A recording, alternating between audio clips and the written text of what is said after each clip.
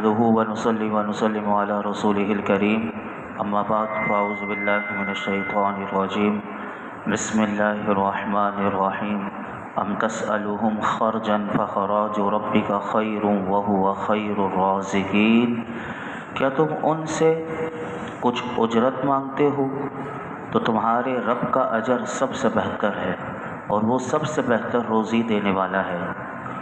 اللہ رب العالمین نے اس آیت کریمہ میں اپنے محبوب علیہ الصلوۃ والسلام سے ارشاد فرمایا کہ آپ انہیں ہدایت کرنے اور راہ حق بتانے پر ان سے کچھ اجرت مانگتے ہو؟ ایسا بھی نہیں۔ تو فرمایا یہ بات آپ کے کمال اخلاص کی دلیل ہے کہ جو ان لوگوں کو سمجھنی چاہیے۔ پھر اللہ رب العالمین نے فرمایا کہ محبوب صلی اللہ علیہ وسلم آپ کا اجر تو آپ کے رب کے پاس ہے کہ جو سب سے بہترین اجر ہے اور وہ سب سے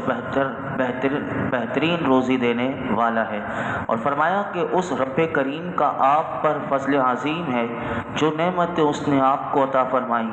وہ بہت کثیر اور اعلیٰ ہیں۔ تو اے محبوب آپ کو ان کافروں کی، ان مشرکوں کی جن کو آپ راہ حق کی ہدایت دیتے ہیں، ان کی کیا پرواہ۔ پھر جب وہ آپ کے اوصاف اور کمالات سے بھی واقف ہیں،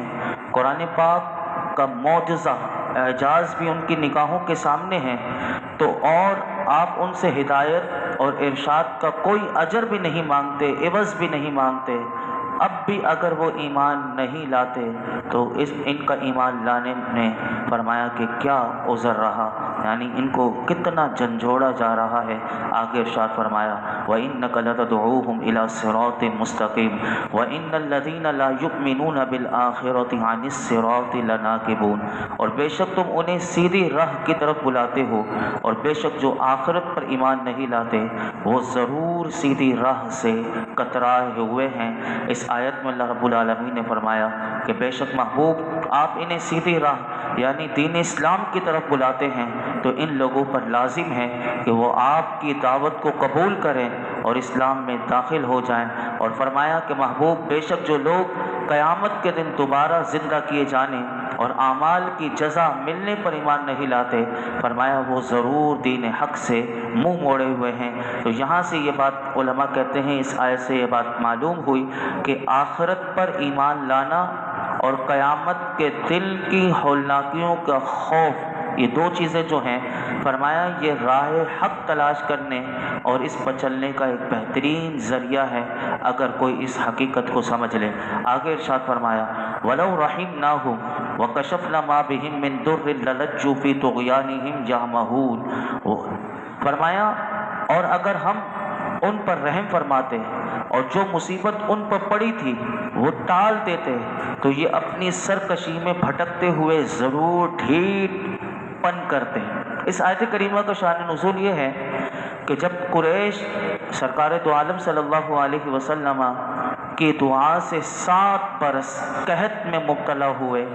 اور ان کی حالت اتنی ابتر ہو گئی، اب تو اتنی ہدایت حضور نے ان کو دے چکے تھے قرآن سنا کے، لیکن اب ان کے لیے جب ہاتھ اٹھائے اللہ کی بارگاہ میں شاید ان پر قحط آئے تو یہ سدھر جائیں اور راہ راست پر آ جائیں۔ اور نبی کریم صلی اللہ علیہ وسلم نے جب ان کے لیے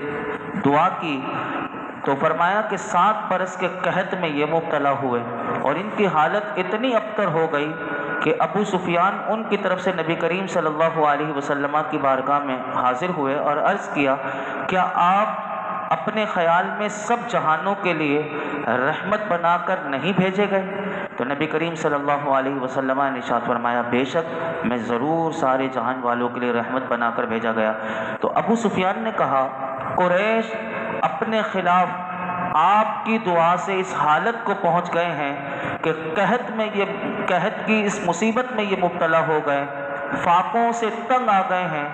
اب ان کے پاس کھانے کے لیے کچھ نہیں کہ یہ لوگ بھوک کی بےتابی سے ہڈیاں تک چبا گئے ہیں اور مردار تک کھا گئے ہیں۔ میں آپ کو اللہ کی قسم دیتا ہوں اور قرابت کی کہ جو رشتہ آپ سے قربت کا ہے، آپ اللہ سے دعا کیجئے کہ اللہ ہم سے اس قحط کو دور فرما دے۔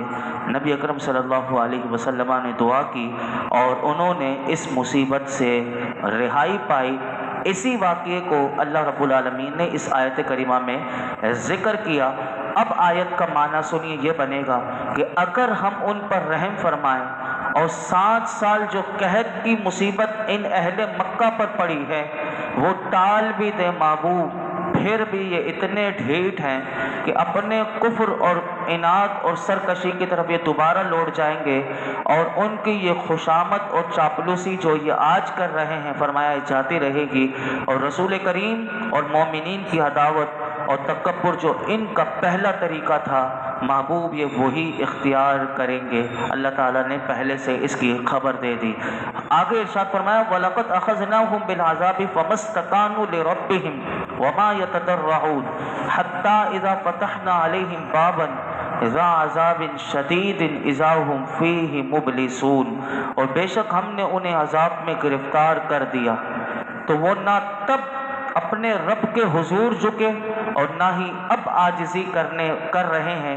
یہاں تک کہ جب ہم ان پر کسی سخت عذاب والا دروازہ کھول دیتے ہیں تو اس وقت وہ اس میں نا امید پڑے ہوتے ہیں۔ ان دونوں آیات کا خلاصہ یہ ہے کہ اللہ رب العالمین نے ارشاد فرمایا کہ محبوب بے شک ہم نے انہیں بھوک کے عذاب میں گرفتار کر دیا۔ اب بھوک کے عذاب میں گرفتار کیا تو ہونا تو یہ چاہیے تھا کہ اپنے رب کے حضور جھک جاتے، معافی مانگ لیتے، توبہ کر لیتے، لیکن فرمایا کہ اس بھوک کی حالت میں بھی فرمایا وہ اپنے رب کے حضور نہ جھکے، اور فرمایا نہ ہی وہ آئندہ فرمایا کہ وہ اللہ کی بارگاہ میں عاجزی کریں گے۔ تو یہاں سے یہ بات معلوم ہوئی کہ مصیبت اگر کسی پر آئی اور مصیبت کے وقت بھی بندہ اللہ کی فرما برداری نہ کرے تو یہ سب سے بڑی بدبختی کی دلیل ہے۔ یعنی مصیبت میں بھی لوگ اللہ کی بارگاہ میں نہ آئیں، جیسے ہماری قوم پر بحیثیت جس طرح اگر ہم دیکھیں جس طرح مصیبت ہے تو قوم کا مزاج نہیں کہ وہ اللہ کی بارگاہ میں آ جائے۔ انفرادی طور پر تو لوگ آ ہی جاتے ہیں کہ جب بالکل مایوس کوئی بھی نہیں ہوتا تو پھر ایک ہمیشہ سے پھر اللہ کی بارگاہ میں آ کے وہ روتے ہیں، لیکن یہاں سے یہ ان کا ڈھیٹ پنا پتہ چل رہا ہے کہ جب مصیبت بھی دور ہو گئی پھر بھی وہ اللہ کی بارگاہ میں نہ جھکے۔ تو اس میں ہمیں بھی یہ پتہ چلا کہ اگر مصیبت کے وقت بھی انسان اللہ کی فرما برداری نہ کرے تو پھر بھی یہ بدبختی کی بہت بڑی دلیل ہے۔ یہاں تک کہ اللہ تعالیٰ نے فرمایا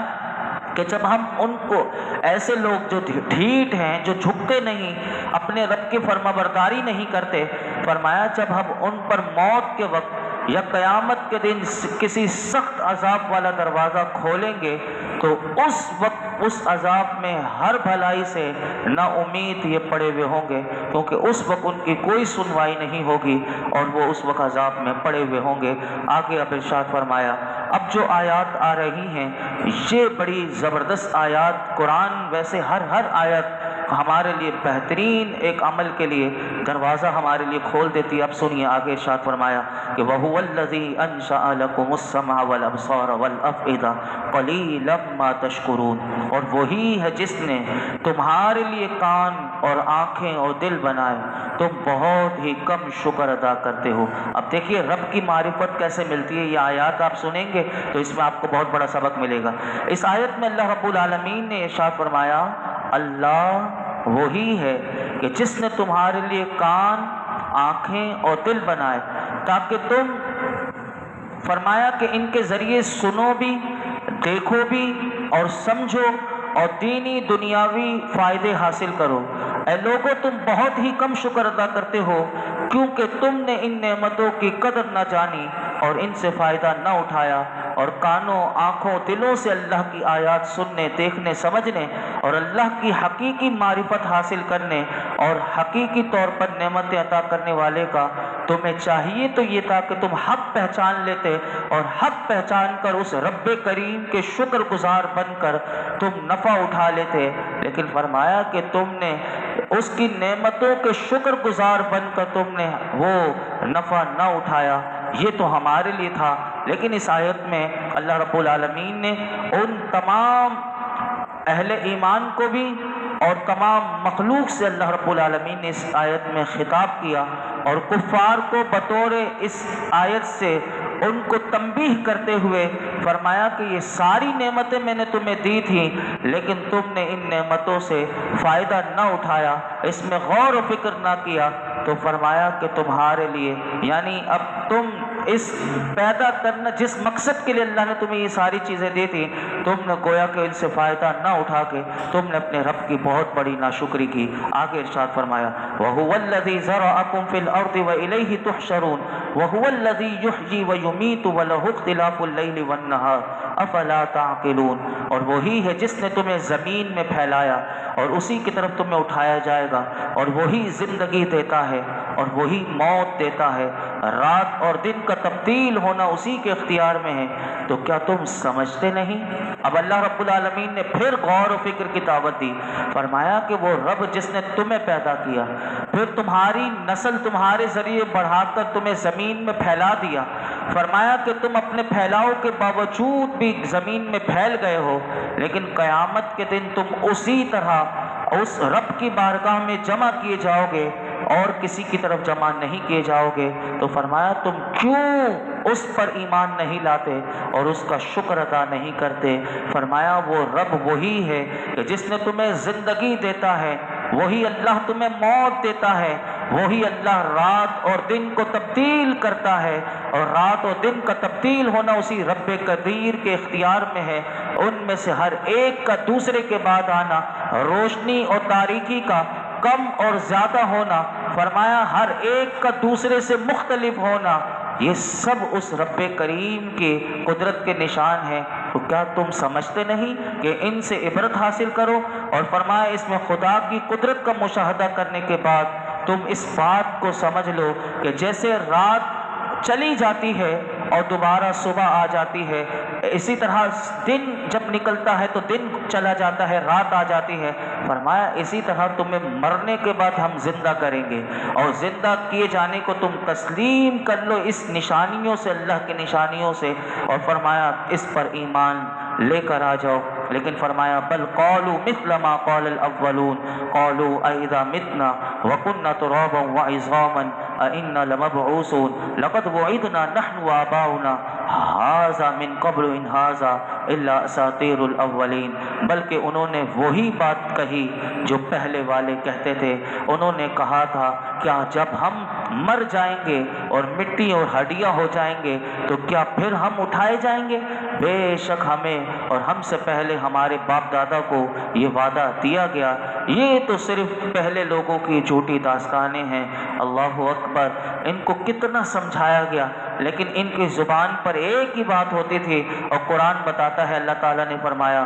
کہ یہ جو کافر ہیں، فرمایا کفار مکہ یہ سمجھتے نہیں، بلکہ انہوں نے وہی بات کہہ دی جو ان سے پہلے جو کافر تھے انہوں نے بھی یہی کہا تھا کہ جب ہم مر جائیں گے اور مٹی اور ہڈیاں ہو جائیں گے تو کیا ہمیں دوبارہ زندہ کر کے اٹھایا جائے گا؟ یہ بار بار یہی سوال کرتے تھے، یعنی آخرت پر انہیں کوئی ایمان ہی نہیں۔ اور پھر انہوں نے اس سے بڑھ کر مزید جملہ جو کہا وہ قرآن کہتا ہے، یہ کہنے لگے بے شک ہمیں اور ہمارے باپ دادا کو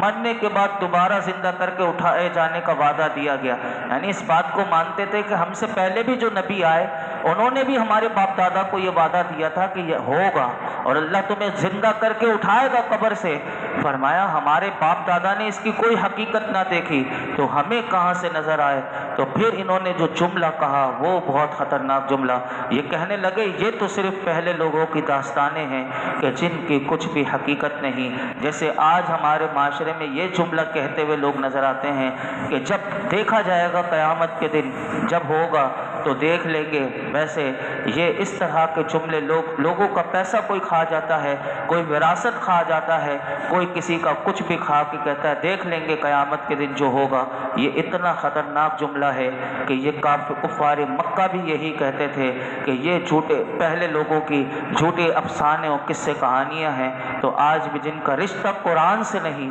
وہ بھی ایسی باتیں کرتے ہوئے نظر آتے ہیں۔ اللہ رب العالمین ایسی نازیبا گفتگو اور جو ہمیں اللہ سے دور کر دے، ایسی باتیں کرنے سے اللہ رب العالمین ہمیں محفوظ فرمائے۔ ہم سب کو اللہ تعالیٰ صحیح معنوں میں عقیدہ آخرت پر ایمان لاتے ہوئے اپنی آخرت کی فکر کرنے کی اللہ ہمیں توفیق عطا فرمائے۔ الحمدللہ رب العالمین،